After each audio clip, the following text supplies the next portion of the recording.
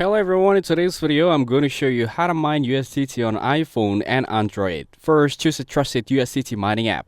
Look for apps that have good reviews on the App Store or Google Play. Make sure they provide clear withdrawal methods to use USDT wallet and are transparent about fees and rules. Example include task-based reward apps or cloud mining apps, but always verify their legitimacy. Next, install the app on iPhone. Open the App Store, search for the app and install it. On Android, open Google Play, search for the app and install it. Open the app and sign up using your email, phone, or social login. Verify your account through email or SMS. Connect your USDT wallet. If you don't have one, install a USDT wallet such as a Trust Wallet, MetaMask, or Binance Chain Wallet.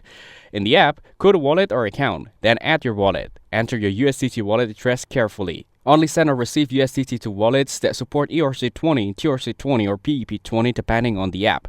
Start earning USDT depending on the app. You can earn USDT by completing tasks or surveys, running the app's cloud mining simulation, or using the referral program to invite friends and earn extra USDT.